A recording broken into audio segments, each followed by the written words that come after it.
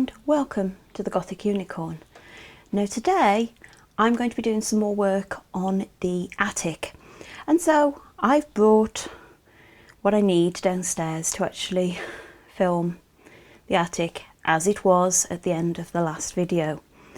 Now I haven't done anything else on this room, and I do need to do a little bit of remedial work on the floor because the fold down roof, which you can't actually see because I think if I try and bring it down it's going to hit the camera. No, not quite. That is catching on the floor because of course the floor is not actually stuck into place in any way, shape or form as of yet. So I need to do a little bit of remedial work on the edge of the floor. I want to do my curtain for the false doorway, and I need to make my body bag to go in the little cupboard there. So that's what I'm going to be doing, but I thought while I was here I'd give you a bit of a update on the house in general, because I have started some work on some other rooms, and yeah, I thought you might like to know what's going on. Now obviously for the rest of the attic floor I've got the staircase at the top here. You can just see over here, my finger's not showing. We've got the attic room, and then we've got the top of the stairs, and then we come into Grandmama's witchy workroom, which is looking pretty much as it did when I finished filming on it sometime last year now.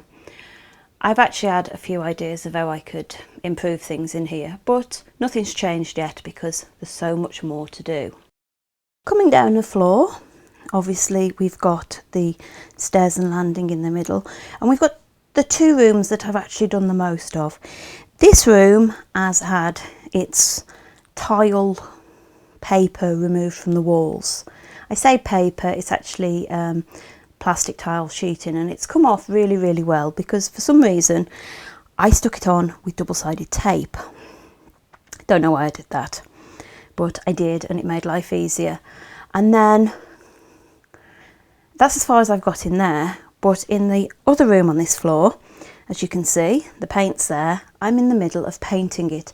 Now this room was very bright pink and purple, and I can actually see some of the pink coming through on the back wall, which tells me I definitely need another coat of paint. But that is going to become my mad scientist's laboratory, and I'm not sure yet which of the rooms on this floor, this one or that one, I'm actually going to do next, but I am working from the top downwards at this stage. So I'm sort of preparing bits for both and not really focusing on either. Coming down again, this is the actual first floor of the house. I refer to it as the first floor because that's what we call it in the UK. You have ground and then first. And this will be the main bedroom again. In fact, the only real bedroom that I'm doing in the house.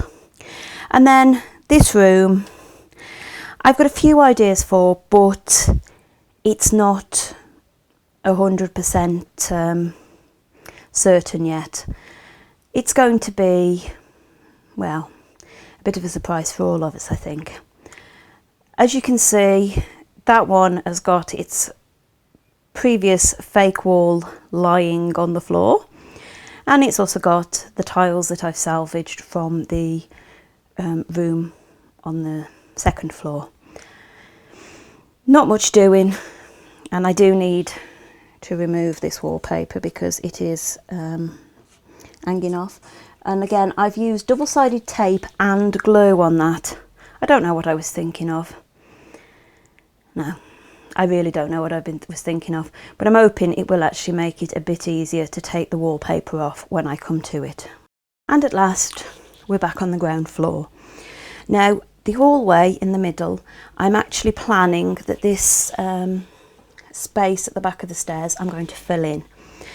It's been a space that I've never been happy with since I had the house, and I'm not sure at the moment if I'm just going to fill it in and just make it look like there's nothing there, or whether I'm going to fit in a doorway to a little bit of a storage space or something.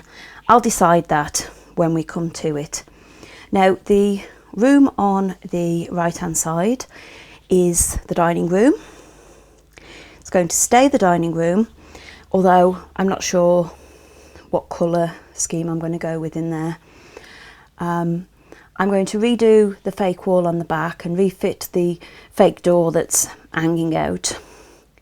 But besides that, it's going to be a formal dining room that will allow me to lay the table out with lots of nice foods and things like that. The other room, the other principal reception room, used to be a music room. I had a lovely miniature grand piano that lived in here, which sort of gave me the purpose for the room. But I was never 100% happy with it. So I want a library, and this is going to be my library. I am planning that there will be a fake door that is hidden as a bookcase. Now, I'm not sure how I'm going to do that. I might do it and leave it just slightly ajar so that you can't see through, but that you can see that it's a door. But we'll get to that when we get to this room, which could be a while yet. I'm planning to have bookcases on this wall, which is currently wallpapered, either side of a chimney breast and fireplace, and then obviously along the back wall. I've not decided on the other wall yet.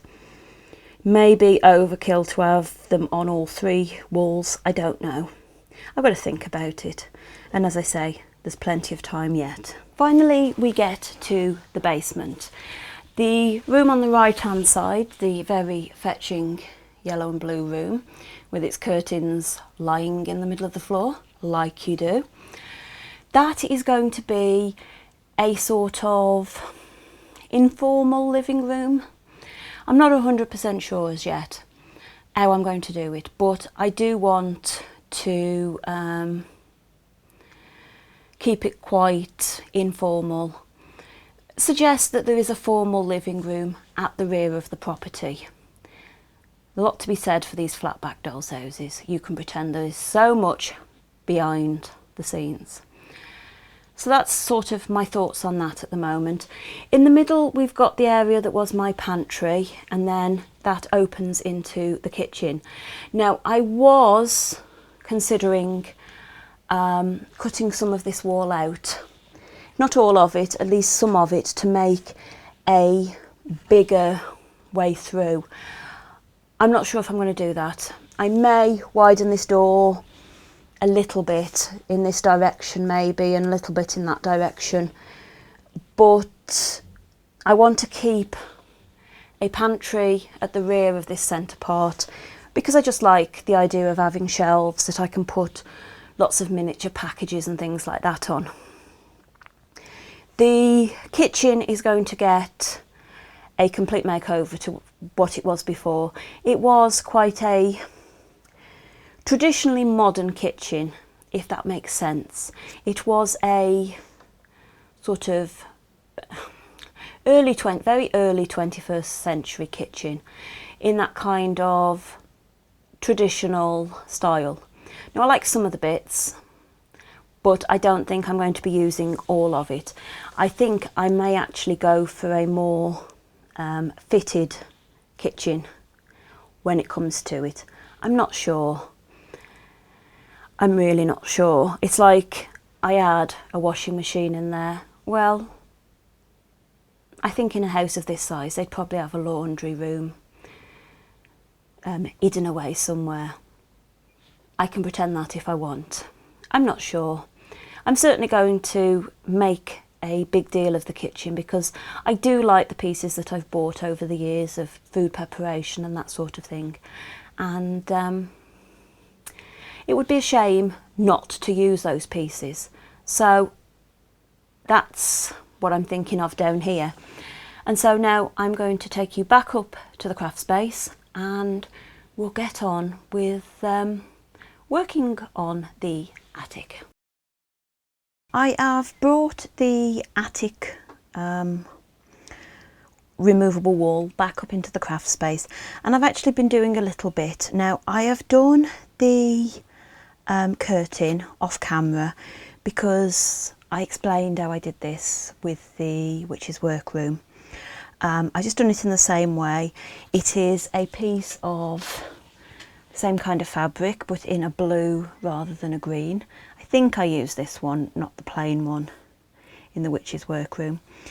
It's just a dark blue fabric with a lighter blue pattern in it. And all I've done is I have emmed it top and bottom using glue, and I have emmed it down each side just with a strip of glue to stop the fabric from fraying. Now the fabric either side has been stuck in place, and then the rest of the fabric has been roughly pleated, glued in place and stuck into place. It means that when you actually look at it, you get a bit more dimension. It looks like, you know, something's been pushed into it, or we can push it out like this. I can put something behind it so it looks like there's something in the doorway behind it. It just gives it a little bit more character than just a straight hanging curtain. Now I have also done some beginning work on the cupboard. Now what I've done is I have fitted a hanging rail. Well, it's not a hanging rail, it's a piece of toothpick. If I turn it up, you can see I've got a little piece of toothpick stuck into the foam board of the wall, glued in place, and that is going to be where my body bag is going to be hanging from. I am going to fit a little piece of food packaging board. That's going to be glued into place like this over the top in the end, just to make sure that the body bag won't move. Now I'm making a body bag. I'll turn this back over because it looks better.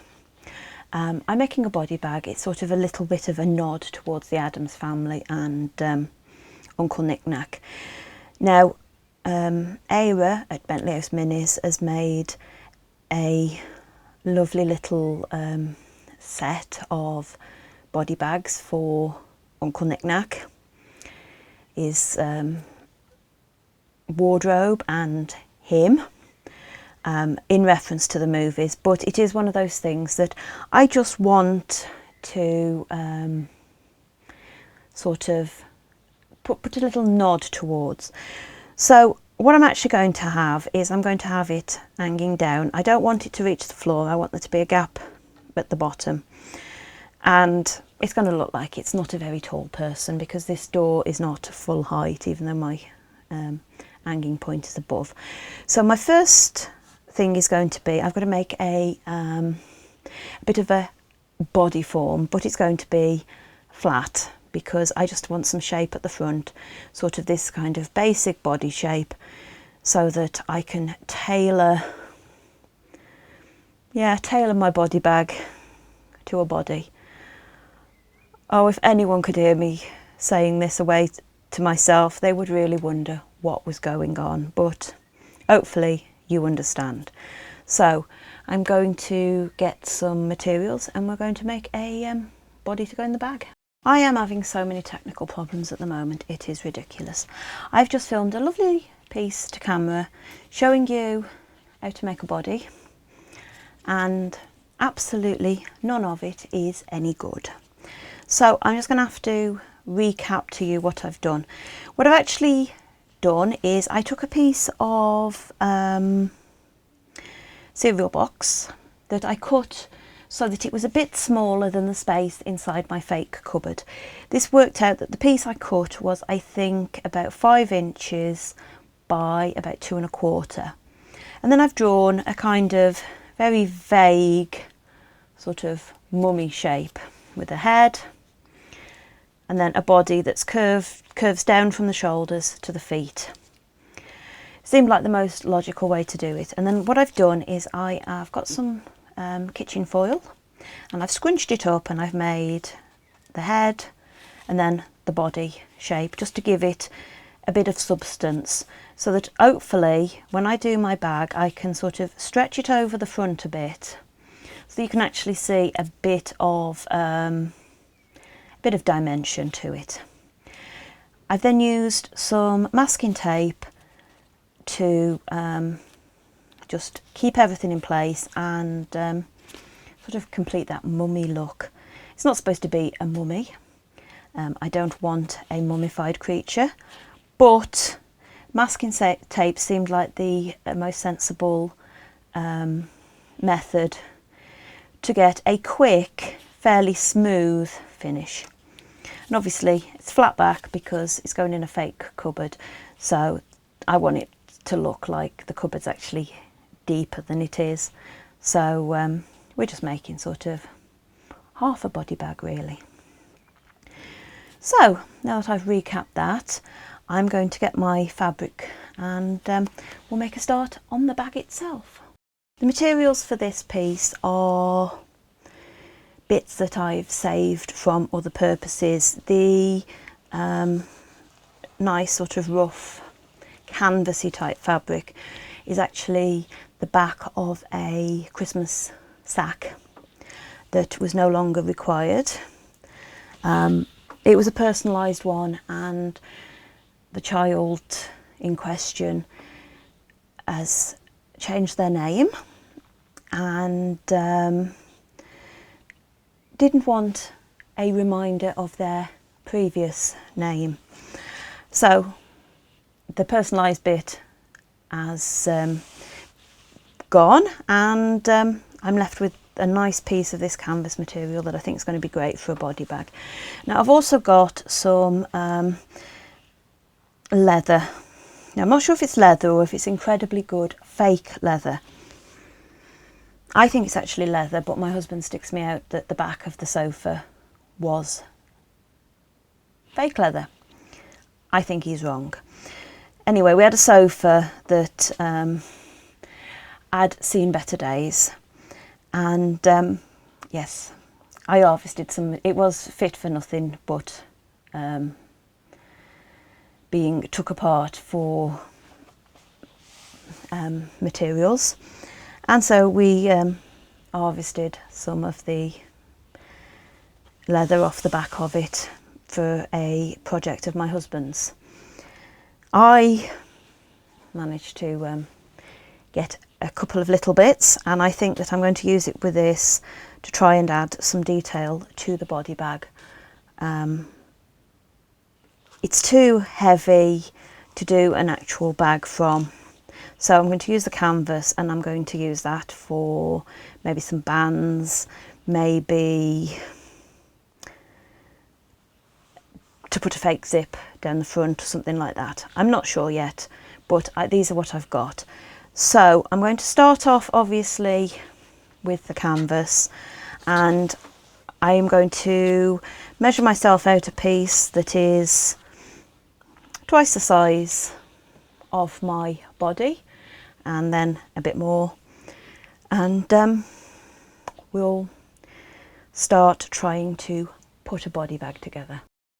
I have got my piece of fabric here, which is more than enough to go twice around, so all the way around it and overlap a little bit at the back. And what I've done is, to make things a bit easier, I have gone around the edge with some of my glue. Now I'm going to let this dry, and what this will mean is that I will have a bit of a phrase stop. I find that this glue works quite well for this, and I'll be using it for sticking the piece together anyway. And what I'm going to do is I'm going to actually have the smooth, unadulterated piece on the front, and the folding bits that aren't going to be quite so nice to look at are going to be on the back. And I'm going to allow a little bit extra at the top which I will strengthen with plenty of glue, which is where I'm going to put the hole through that it will actually be hung from. And then it'll also be stuck to the front of the false wall, but the front of it will then also be stuck to the rear of the false wall, just to give it a little bit extra support.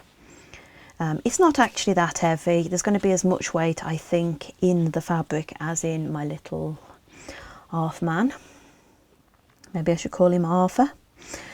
As this starts to set, I will be trimming bits off, but I think actually I can use that piece there where I've glued the, yes, I'll think what it's called in a minute, my sort of fray check. I can use that to start sticking things down. I've got my iron.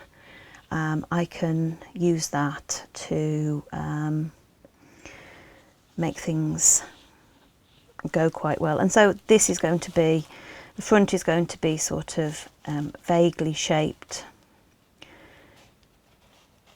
Only vaguely, you know, we're not looking at anything too fancy.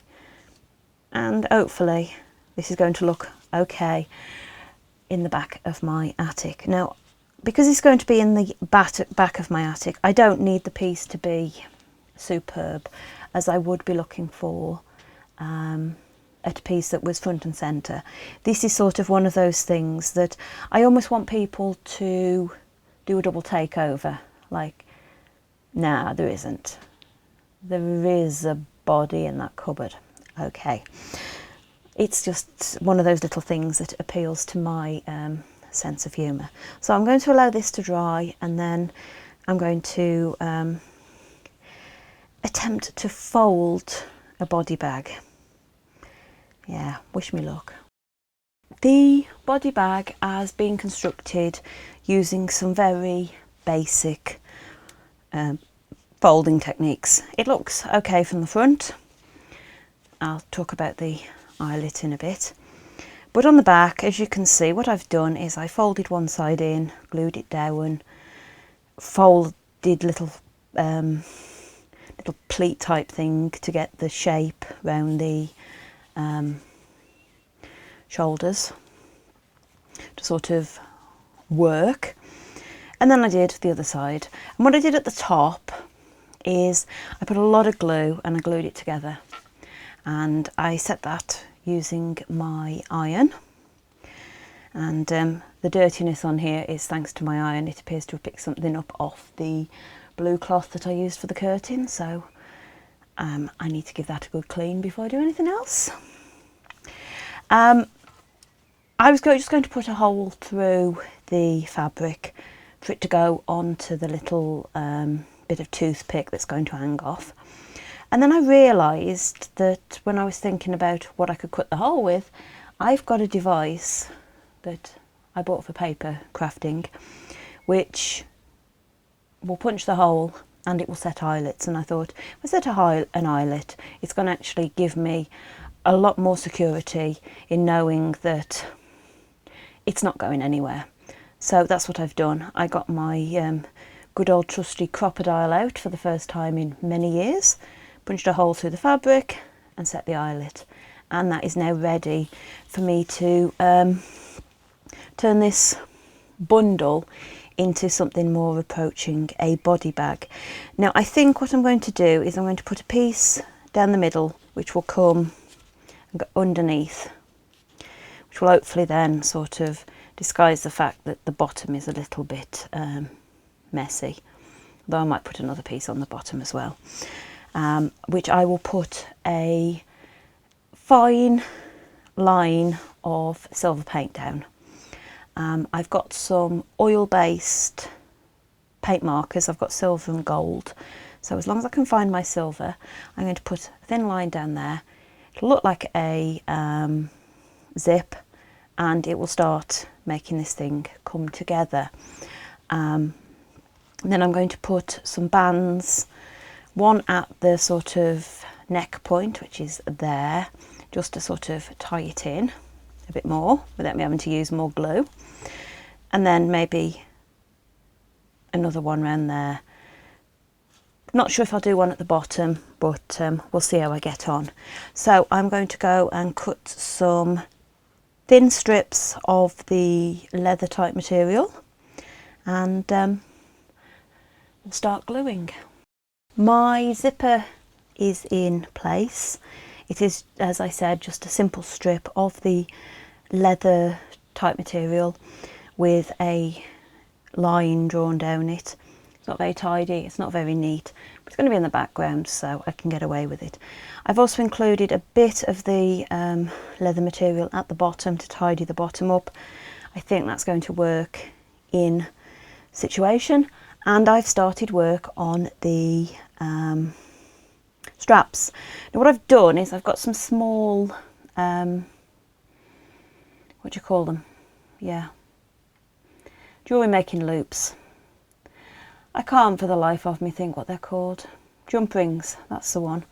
And I've glued them into place so that it will hopefully look as if there is actually a strap in place.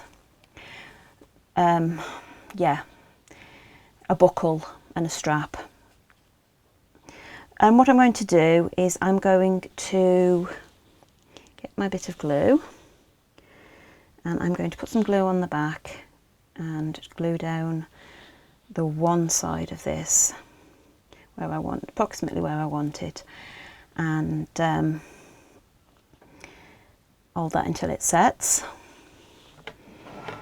I've got my trusty scissors. I need the big ones because this is tough, and I need to put a bit more glue on there. I think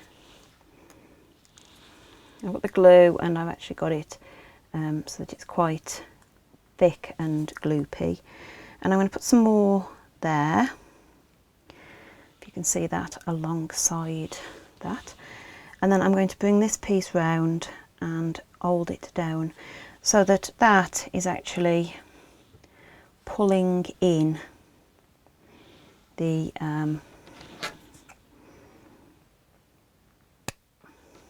neck area, and I'll just hold that until it dries. So I'm going to repeat that, as I said, probably sort of around about middle of the body and maybe down closer to the feet, so it'll just give it a bit more definition, and it's not much, but I think it's going to work. Well, I hope it's going to work when I put it into my cupboard. With all three of the straps in place, I actually think I'm getting the kind of look that I had in mind. It sort of looks like it might be a body bag of sorts, almost perhaps more like one of those that an escapologist might have used, rather than one that you might put a dead body in. You know, gotta leave everybody wondering. It's got some dimension to the front, and of course the back is a bit on the messy side, but this is theatre in miniature in effect, and of course what matters is the front. So I'm really pleased with this. This has come out far better than I was actually hoping. So now all that remains is for me to fit it into place in the fake cupboard, and we can have a look at what that wall's going to look like when it goes back into the attic. My body in a bag is not yet glued into place, but we can now see what it's going to look like. I do actually want to just check it in the room to make sure that it all looks okay before I fix everything into place, but I'm really pleased with this. Basically the structure of my attic is complete. I've got to decide which light is going in there and get that fitted, and I've got to decorate the room beneath so I can fit the light in there. But these are the things that come to try us, so that then everything can be fitted in and fixed into place, and the room can all be fitted out. So the next time you'll see this, I will be fitting out the attic, and it's been a long time coming, but hopefully you've enjoyed the journey. If you've enjoyed this video, please like, comment and subscribe. Maybe even ring the notification bell if you want to know when I upload a video. It's pretty much every week. I try to, but don't promise anything because I'm only human. But until next time, bye.